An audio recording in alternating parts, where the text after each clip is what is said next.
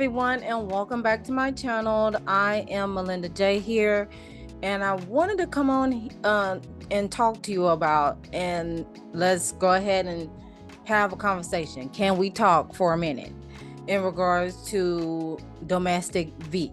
Okay, and I'm pretty sure you all have seen it by now with Kadejah Brown deleting her husband on Facebook Live, and now the bond is set. The bond is set for Miss Kadejah, and also this is my second time recording this darn video because it hits home. So, and I'll go a little bit more in detail right when I read you all this article. So let's go ahead and get into it. Okay, so this is coming from WCBI. This is the local news station in the area of where the incident had taken place. I know that because I literally grew up in that area and I've been there for like 13, close to 13 years of living there. As well as the Commercial Dispatch is also the newspaper publication in that location as well, if you want to get other articles from there as well. And then WTVA is out of Tupelo, but they also cover stories in the Northeast as well as other parts of Alabama and a couple other states as well. But let's go ahead and get into this article of the bond being set for the woman charged with deleting her husband on Facebook Live. So as of yesterday, the bond is set for Columbus woman accused of deleting her husband on Facebook Live. Kadejah Brown was charged with red rum after the Saturday morning pow at the Green Tree Apartments, and that's in East Columbus. Okay, now Lowndes County Sheriff Eddie Hawkins and said Brown and her husband, 28-year-old Jeremy Brown, have been arguing for most of the night. He told WCBI that Jeremy Brown was allegedly trying to leave the apartment and defuse the situation before being pow. The whole incident was being played out on Facebook. Deputies recovered the HG. The HG is the hand G, along with a shell casing for that happened at the incident. Okay, bond itself for Kadejah Brown is set at $750,000. Now you may say that is low, but it's considered a little bit high in that area because it's in Mississippi. Mississippi is still paying the $7.25 minimum wage, just like the federal, unless you have a specialized job working there. Furthermore, the coroner, Greg Merchant, said the autopsy is scheduled for Jeremy Brown, and Hawkins said that this is an active, ongoing investigation. So there's still some things that they want to gather before I'm pretty sure her trial is going to come forth. Now, I'm going to go on to this article here because it goes a little bit further in detail on what happened. And yes, I did watch the live fully all the way into the end. So I'll give y'all little tidbits on that. And even though I'm pretty sure y'all seen it already. So let me go ahead and minimize myself. So this is coming from another source called sportskita.com. And the article is titled, "A Real Mother Would Never Do This. Kadejah Brown powing video starts outrage as woman deletes husband on Facebook Live." And here you see Kadejah Brown and you see Jeremy Brown that in blur vision on the right hand side due to it was recorded on Facebook Live.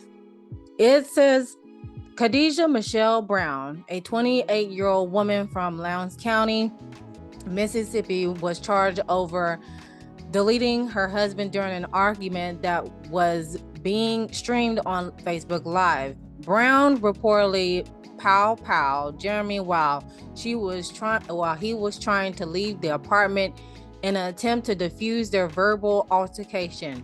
trigger warning. This article contains mentions of the powing alongside disturbing video content, which I will not play because it's already been taken down, and plus there's enough of the Facebook being streamed live and other people's platforms, and I just want to maintain the integrity of the what happened and the family that is grieving. And also, like I said, I grew up around that area.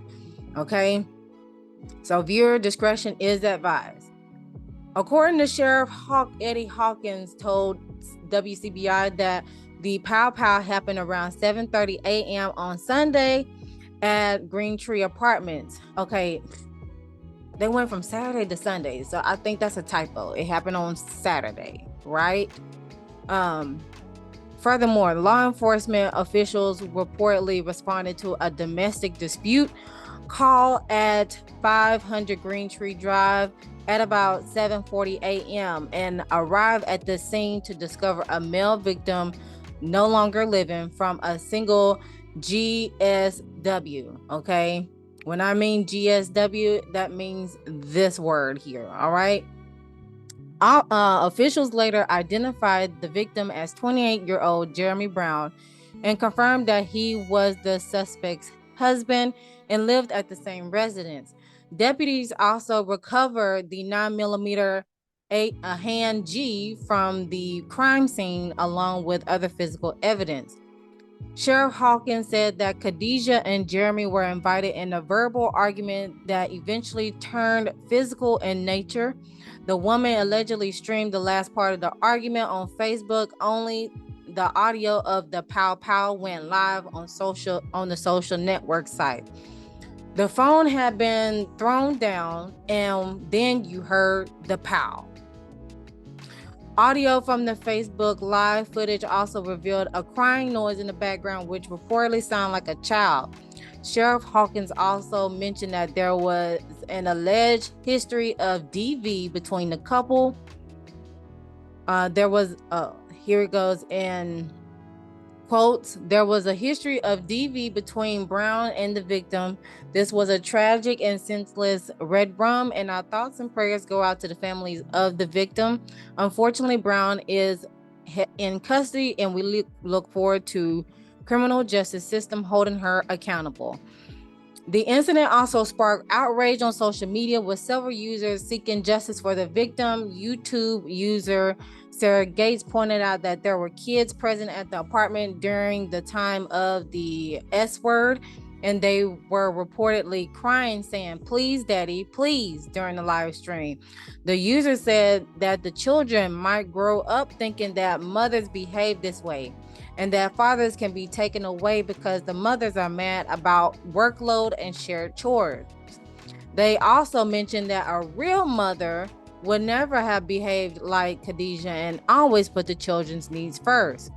And here you see Sarah Gates' post right here. Meanwhile, user Cocoa Butter asked officials to lock the woman up and throw away the keys. Lock her up and throw away the keys. It's so sad that her mother was also instigating the situation. She is yelling. She didn't mean to do it, but she did. She pulled out a G word, which is the pow, the weapon, and said it's going to be a red rum today.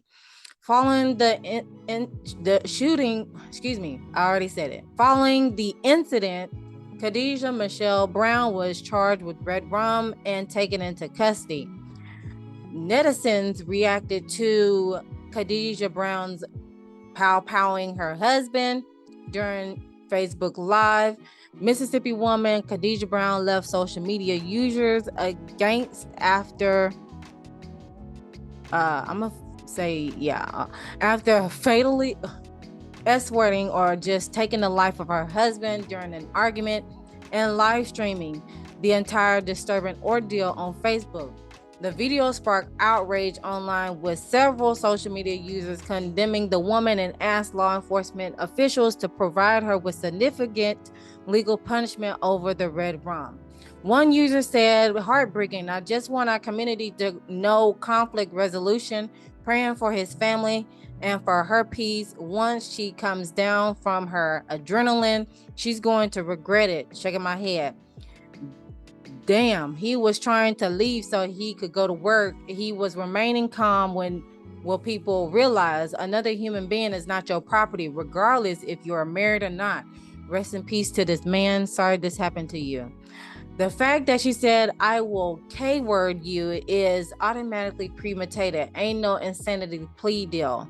Because that is one of the options that the suspect could say in court, that she is going to plead insanity. Another user said, I know that ain't her crying about going to jail. Baby, no, you going under it. God bless that man and his children that had to hear and witness this. Another user said, and she was the aggressor. Shaking my head. Another user said, nah, this is all on her. I don't care how much a man pissed me off. I ain't losing my freedom or my kids over him. He was trying to leave and she wouldn't let him go. Now the kids now the kids lost both parents. Another user said, this is so sad. Poor babies. He was leaving and yet she took him out. Another user says she should have let that man leave. Not being extra got you in jail and you could have been free and single. Another user said, I saw the whole live and it was the craziest thing I ever heard. The man was literally trying to leave for work and she taunted him until she took him out. Another user said, acting on impulse never ends well. Women need to learn to just walk away as well. Now her life is over. To conclude the article, Sheriff Eddie Hawkins stated that Kadejah Brown is reportedly in custody at the Lowndes County Adult Detention Center, and no bond has been set at the time of writing. She was reportedly taken into custody without incident and is being held while awaiting her initial court appearance. The incident is also under investigation. And as I stated before in the previous article that recently been updated, is that her bond has been set to $750,000. Okay. Some are coming to her defense about postpartum depression because she just recently had a baby about a couple months ago. So let's go ahead and tap into this as well. So postpartum, what is postpartum? Our body, our mind, and our mind go through many changes during and after pregnancy. If you feel empty, emotionless, or sad at all, or most of the time for longer than 2 weeks during or after pregnancy, reach out for help. If you feel like you don't love or care for your baby, you might have postpartum depression. Treatment for depression such as therapy or medicine works and will help you and your baby to be healthy as possible in the future. So what is it? Postpartum means that the time after childbirth, most women get the baby blues or feel sad or empty within a few days of giving birth. For many women, the baby blues go away within 3 to 5 days. If your baby blues don't go away or you feel sad, hopelessness, or empty for longer than 2 weeks, you may have postpartum depression.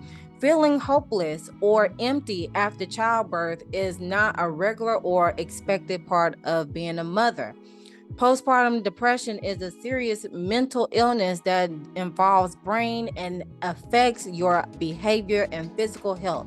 If you have depression, then sad, flat, or empty feelings don't go away, can interfere with your day-to-day life. You might feel unconnected to your baby, as if you're not the baby's mother, or you might not love or care for the baby.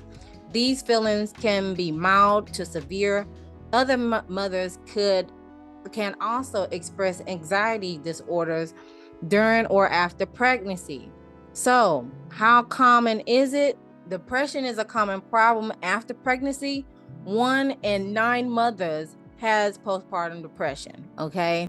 So what are the causes? Well, hormonal changes may trigger symptoms of postpartum depression when you are pregnant. Levels of female hormones, estrogen or progesterone, are the highest they'll ever be. In the first 24 hours after childbirth, hormone levels quickly drop back to normal pre-pregnancy levels. Researchers think that this sudden change in hormonal levels may lead to depression. This is similar to hormonal changes before a woman's period, but also involves much more extreme swings in hormonal or hormone levels. Levels of thyroid hormones may also drop after giving birth. The thyroid is a small gland in the neck that helps regulate how your body uses and stores energy from food. Low level of thyroid hormones can cause symptoms of depression. A simple blood test can tell whether this condition is causing your symptoms, so your doctor can prescribe thyroid medicine. And then other feelings may contribute to postpartum depression, with many new mothers, such as tired after labor and delivery, tired from lack of sleep or broken sleep, overwhelmed with new baby, which she has 4. Well, the last one is her 4th one, but still you can still get it either with 1 or with 2 or with all 4 of them.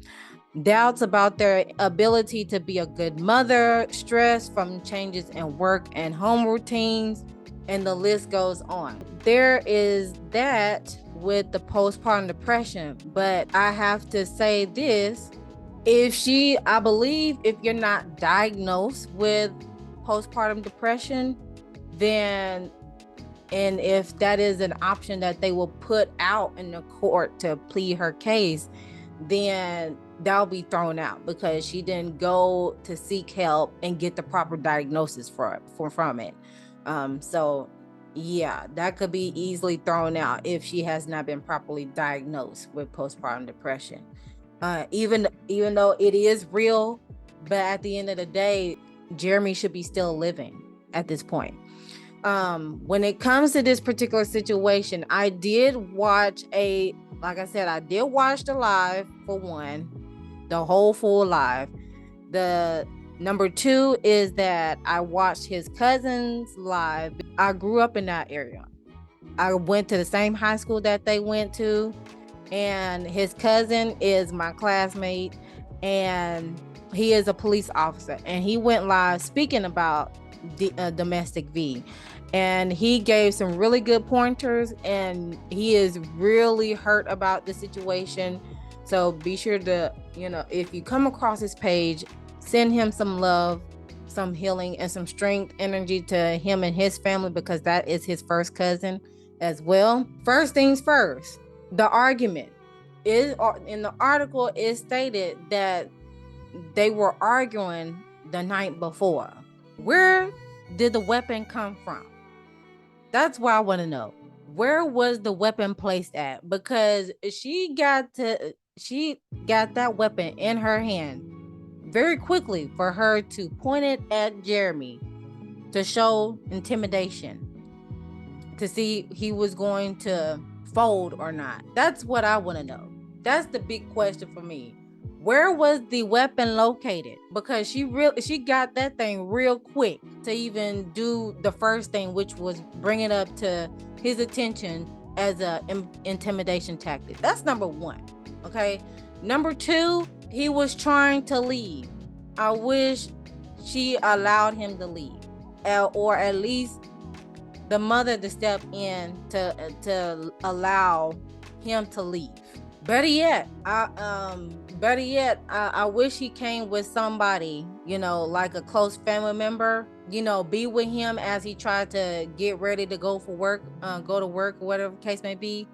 Also, is it true that he tried to get a police escort him, a police escort, so he can get to his location safely from home to wherever he was trying to go? And the police had said, we don't offer that service.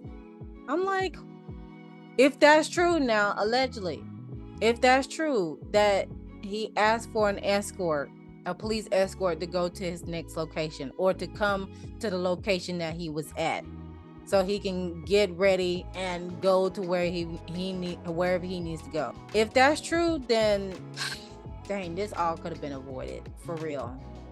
That's another big thing that was wondering on my mind, was the weapon and him asking for a police escort. That was two big things that I was like, what? Another thing that caught my attention was the kids. Once the incident happened, I believe it was the eldest that came down first, and she saw the scene. Now, this is the reason why we have to watch what we do around our kids and what we say around our kids and to our kids, because they are like sponges. They soak up everything. They soak and store. Soak and store. So it's best to do what you can do as a parent and shield your kids to your best ability, to not engage in tactics like this, arguing in front of them or having tough discussions in front of them or even in close proximity of them, because they hear everything. Even though you tell them to go upstairs in the video game, there's always, especially if you have multiple children, there's always, even though you tell them to go upstairs, play and all that stuff, there's always one that is just sitting at the staircase or just sitting somewhere close, listening to the conversation of what's happening. And then when they bring it to your attention, you'll be like, oh, where you hear that from? Well, you said. So that's why it's best whenever you're having tough conversations or escalated events happening, it is best to remove the children from the scene entirely. Okay, remove them entirely, because they are, the fact that the eldest daughter came down and seen her daddy in that condition, that is forever imprinted in her subconscious and in her memory. And it's not going to be easy for her to remove that image from her head. It's not going to be easy. She has definitely going to have to get therapy, okay? Possibly for the rest of her life. Starting with grievance counseling, but definitely therapy for the rest of her life, because for her to endure that at a young age is definitely going to affect her and how she maneuver in relationships from now on. That's why it's important to that's why it's important for the foundation to be built and structured, one band, one sound type of mind. Because if not, if it's built off of guilt, if it's built off of guilt, if it's built by greed, if it's built by jealousy, if it's built by lies, best believe it is going to fall, okay? Because there wasn't no one, both of the parties was not in one accord with it. If there's any hidden motives or agendas going into a relationship, best believe a marriage, it is going to crumble. It is going to fall. And that's why it is best to have a solid foundation. One band, one sound, one accord, okay? And the fact that his cousin went into contact, that he told him, well, for one thing, the couple was middle school and high school sweethearts, okay? After high school, they got married. And from my understanding, the cousin told him, I believe the cousin told him about her. He also stated that he definitely stayed in a relationship because of the kids. He stayed in a relationship because of the kids, for the kids. And sometimes that is not good, because even though you're going to love on your kids no matter what, you're going to be suffering in silence because you're not able to work things out with your partner and get back on one accord. So sometimes it's not always good to stay with your stay in the marriage or stay in a relationship because of the kids, because it's going to lead to resentment. It's going to lead to resentment and definitely you suffering in silence. And so the fact that he vocalized and tried to tell her, hey, I'm trying to leave, get off me, because she was the aggressor. And each time he told her, stop touching me. And she was like, what? And what you gonna do? What you gonna do? Stop touching me. Touch. Like, that's gaslighting. Don't do that when person is trying to leave and go to work or leave and do something else. You know, don't do that. Don't do that tactic to someone. Don't play with their mental. She was not only physically abusing the man, she was mentally abusing the man as well. So I thought that was very alarming right there. And another thing was his phone constantly ringing after his life been taken away. His phone kept ringing, like throughout the whole entire life. Somebody was trying to call him, and the fact that he did not answer, it just sent chills down your spine. That you're trying to reach out to someone and they not answering. Another thing was the officer picking up the phone. One of the officers picking up the phone, seeing the live stream going on, and he seen it and then he put it back down. He basically did this, and then put it back down. Chuckled a little bit. Why? Because that's key evidence. Folks was like, why he ain't turn off the live? Why ain't turn off the live? Why wouldn't they turn off the live? That's key evidence. That means they can do what they need to do, is proof of what happened before, during, and after the incident happened, along with them doing their routines and procedures. Once they were done, another officer came, and it was not the same officer. Another officer came and ended the live. Not only the damage was already done, but also that is the key evidence that they can use in her case. So don't think for 1 second they don't know how to work a live on these social media platforms. They know how to work a live. They definitely do. But the fact that this was done for public consumption, whether it was intentional or not, the job was done for them. Is probably going to be one of the easiest cases to solve. So, of course, they're definitely using that for evidence in court. There's no doubt about that. So those were the things that caught my eye. Like I said, his cousin went live.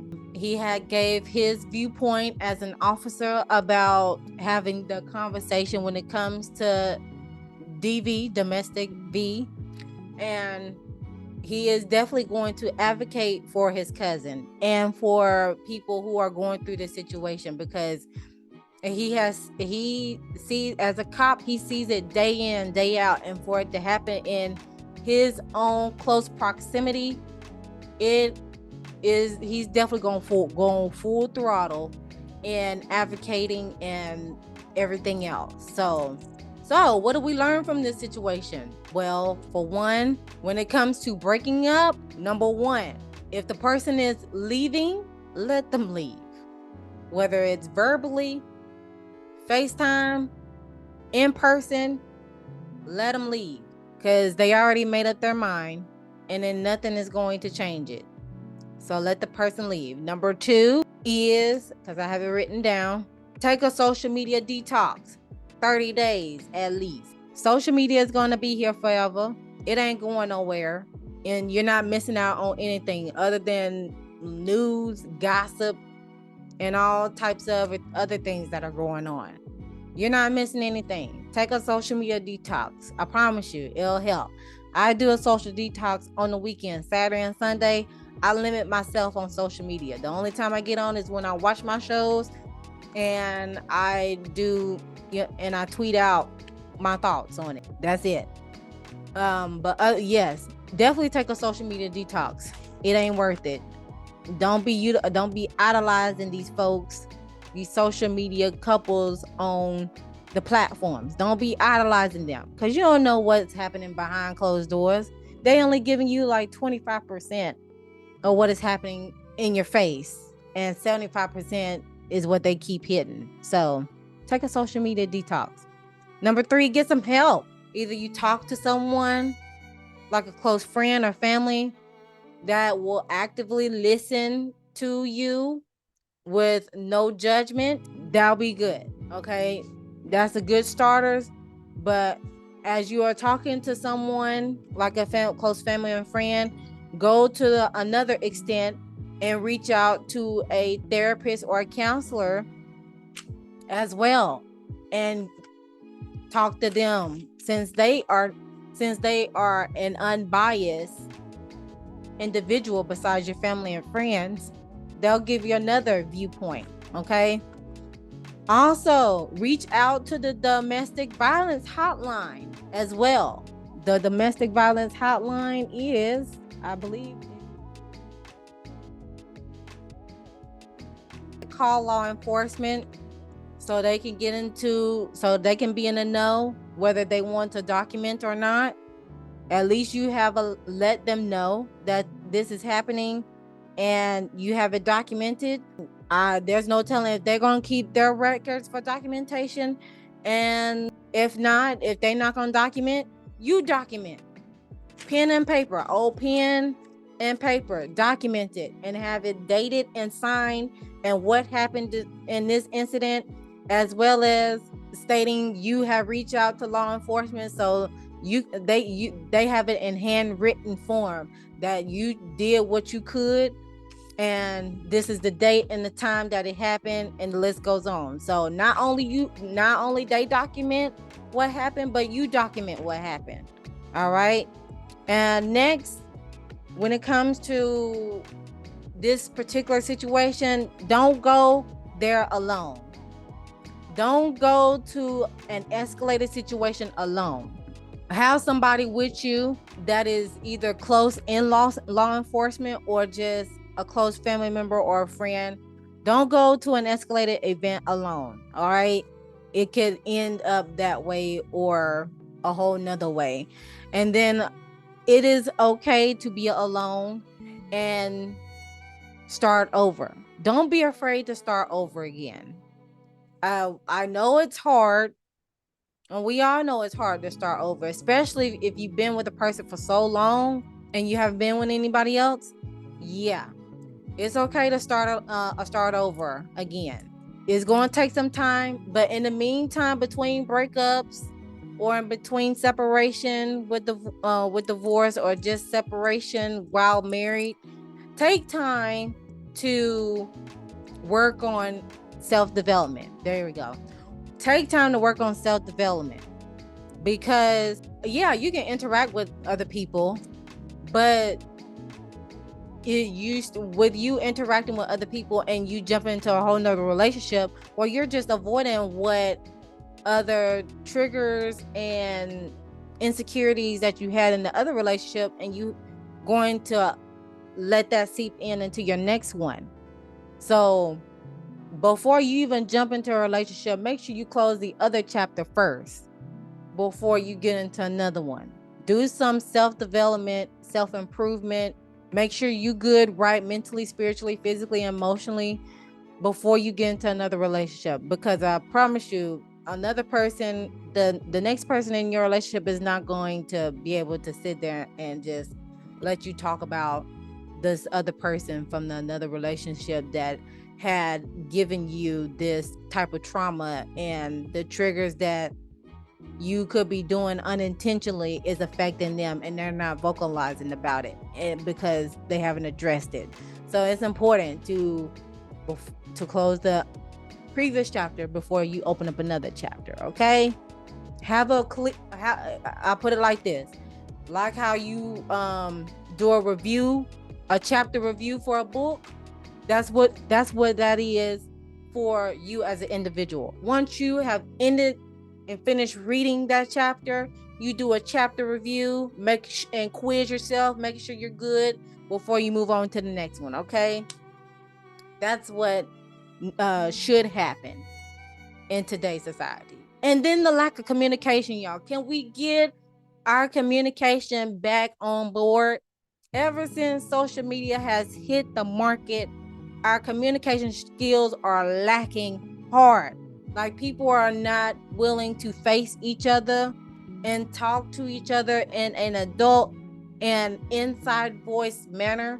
And there is no conflict resolution that is being taught nowadays. Okay, can we get back to communicating with each other in a healthy and adult-like manner, to where it doesn't lead to a person's demise?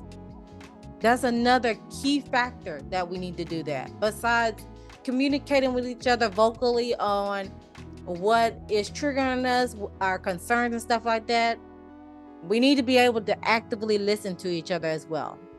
There's too many people that wants to have the last say, so sometimes it's just best to shut up. Sometimes it's just best to shut up and listen and pay attention to how they're communicating with you. Are they telling you, looking in your eyes, which people don't like, look into your eyes and tell you how they feel? Because why? It's not an intimidation tactic. It's just basically getting it clear to let you know, I'm clearly telling you, this is my concern and I want to help. Okay. But okay, body language is everything. Though that is my intake on this particular situation, I hope you all take something out of this, because I wanted to make this an awareness video more than just reporting the news type of deal. I want you all to learn something from the situation, or just learn from what I had presented you all. And if you feel the same way, then I'm doing my justice here. Okay. So to anyone who is going through this experience, it's okay to start over. Feel free to talk to somebody. Make sure you document it. Get you a good plan, so whenever it does hit the fan, that you'll do it in silence. You're gonna have to move in silence while you're in this case scenario. You have to do it in silence, and make sure you have somebody with you as well, as a witness, and as somebody that actually cares about you and your well-being as you're trying to gather your things and leave. All right. So that's all that I have for you all. My prayers goes out and my condolences go out to the families. Everybody is affected in this. Nobody wins. The children, they're going to, hopefully they don't end up with the state and one of the family members take them in, all of them collectively, because they going to need each other for the rest of their lives to get through this, because they lost both of their parents. One is going to be one has ascended, and one is going to be in jail possibly for the rest of her life, or majority of the life. But yeah, nobody wins in this situation at all. We just gotta keep loving on each other, loving on ourselves, so we can love each other, because it's definitely too much hate and demonic energy hanging around in this world right now. But other than that, my condolences goes out to all the families that are involved. I send loving, healing, and strength to them as well. And I'll see you guys in the next one.